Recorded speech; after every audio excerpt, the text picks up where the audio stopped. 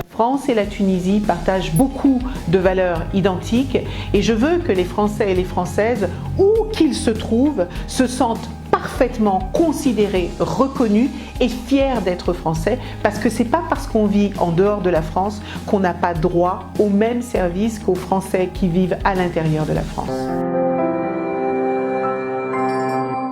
C'est pas à 51 ans que je vais aller dans un endroit où je ne peux pas faire bouger les choses.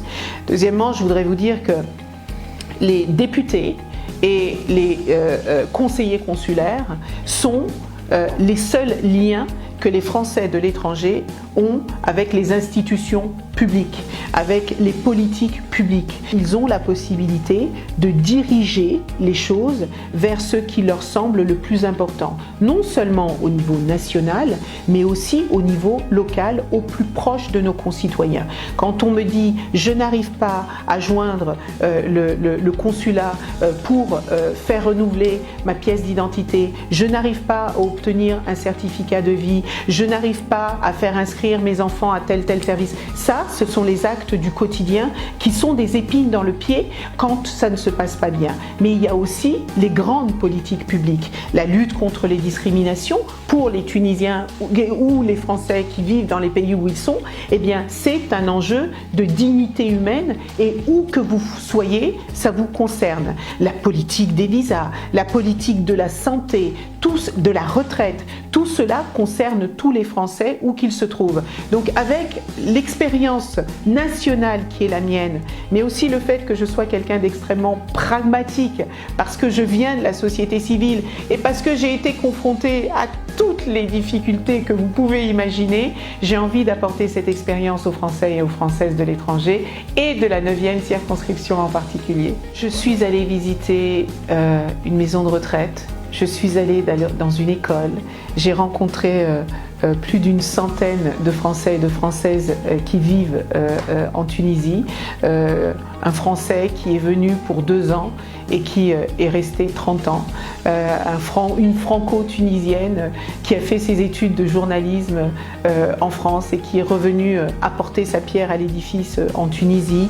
Des retraités qui ont décidé de venir vivre ici et de profiter de la beauté de ce pays et de ce bien vivre qu'on peut aussi y trouver. J'ai rencontré des jeunes qui sont inquiets pour leurs études et qui me disaient « mais si je retourne en France, je ne sais pas vraiment quelles études je dois faire, quel chemin je dois prendre ». Donc ces discussions sont extrêmement importantes, utiles et nécessaires parce qu'elles me permettent de penser à ce qu'il nous faut mettre en place. Quand j'ai des chefs d'entreprise qui me disent « c'est compliqué hein, de pouvoir voyager avec cette politique de quotas qui a été mise sur les visas », quand je rencontre des familles qui me disent « j'ai pas pu aller assister à l'anniversaire de ma nièce qui a eu ses 18 ans », tout ça, ce sont des questions éminemment importantes qu'il faut prendre à bras le corps avec courage et qu'il faut traiter pour améliorer la vie des Français et des Franco-Tunisiens qui vivent dans ce beau pays.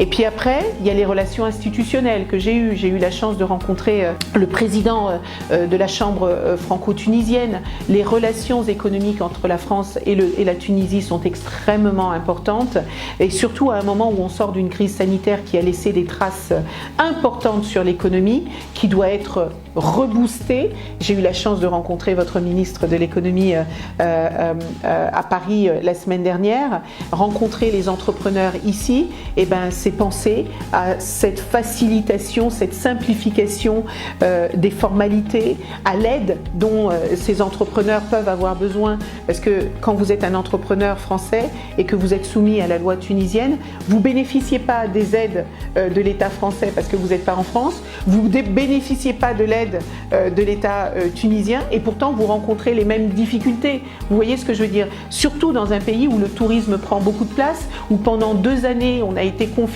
et il a été extrêmement réduit. Il y a beaucoup de choses à relancer et moi j'adore travailler sur la redynamisation des choses. Donc oui, ces rencontres ont été extrêmement utiles et salutaires. Puis j'ai rencontré Laurent Kézergue qui est l'un de nos éminents conseillers consulaires ici et puis j'ai rencontré nos militants et Slim en est un un bel exemple, des gens qui ont des idéaux, qui croient dans leur capacité à faire bouger les lignes, à transformer la vie des gens pour le meilleur. Et moi, ces gens qui ont un idéal, j'ai envie de les accompagner parce que je fais partie des gens qui croient que l'avenir peut être meilleur. Écoutez, j'ai été effectivement investi par le président de la République et la majorité présidentielle, que ce soit Édouard Philippe, que ce soit M. Bayrou ou Stanislas Guerini, pour représenter la majorité présidentielle dans cette 9e circonscription. Il y a beaucoup de candidats. Certains d'entre eux prétendent être investis par la majorité. Je suis la candidate officielle. Et je respecte, évidemment, on est en démocratie, chacun a le droit d'eux, mais je crois qu'on est dans un moment tellement charnière, à la fois de l'histoire de l'humanité, mais aussi de l'histoire de notre pays, que ce soit la France, que ce soit la Tunisie, qu'il est important de rassembler. Et je salue d'ailleurs les candidats, les 4 candidats qui se sont ralliés à ma candidature en pensant que c'est un moment où il n'y a pas de place pour la division et pour les fractures. Vous savez, ce qui me plaît dans cette 9e circonscription et dans ces 16 pays de cette 9e circonscription, qui ont chacun leur spécificité. Ce qui se passe en Tunisie est différent de ce qui se passe au Maroc, en Algérie, ou encore au Sénégal, ou en Côte d'Ivoire, ou en Mauritanie, ou au Cap-Vert. Donc il y a des points communs, mais il y a des sujets très différents. Et donc il faut considérer chaque spécificité de chaque pays et regarder l'intérêt collectif. Le président de la République a une ambition forte avec le continent africain, très forte. Il en a parlé dans son discours de Ouagadougou.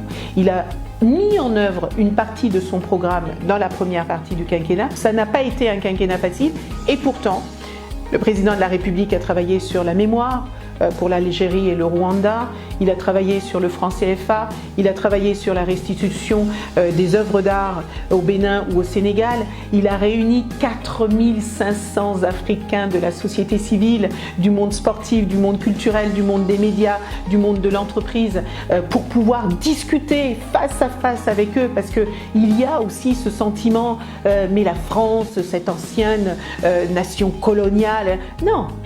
Le monde avance, on ne peut pas changer l'histoire. Il ne faut pas fermer les yeux sur ce qui s'est passé. Mais je pense qu'aujourd'hui, il faut regarder le passé, encore une fois pour savoir où on va, mais l'avenir, on va le construire ensemble. On va le co-construire en mode partenariat, en mode gagnant-gagnant, où chacun a à dire ce qu'il a à dire. Et cette construction de ce nouvel édifice, il dépend de chacune et de chacun d'entre nous.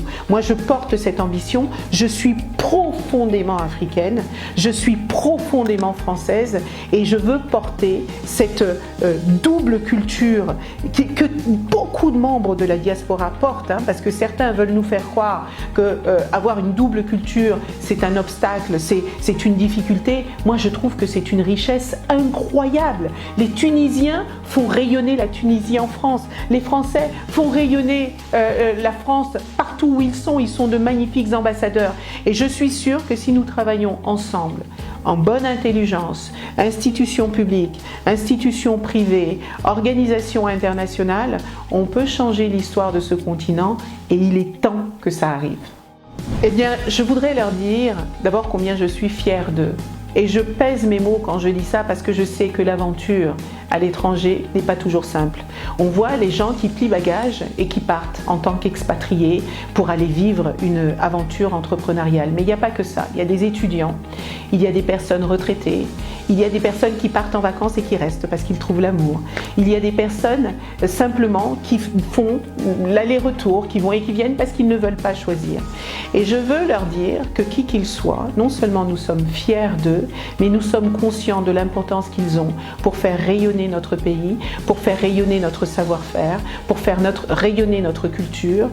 Et tout cela a une importance fondamentale et je veux les représenter à l'Assemblée nationale. Je veux être leur porte-voix, je veux être leur porte-ambition, je veux être leur porte-projet et je veux leur dire que évidemment je ne réussirai pas seule, que j'ai besoin d'eux. Et je veux leur rappeler que le droit de vote est un droit fondamental pour lequel des gens se sont battus, pour lequel des gens sont morts. Et on n'a pas le droit, à un moment où l'histoire est si complexe, à un moment où il y a autant de doutes, autant d'inquiétudes, c'est plus que jamais le temps de participer à la vie citoyenne de notre pays.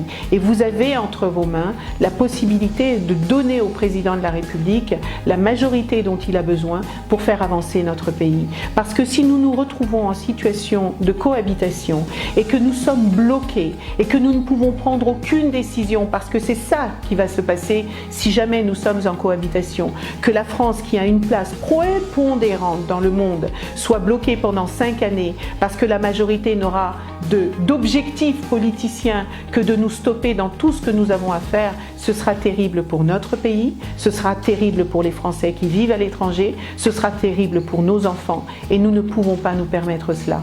Alors je vous en prie, allez voter, manifestez votre voix, pensons au progrès, pensons à la solidarité, pensons au vivre ensemble et je suis convaincue qu'on pourra y arriver.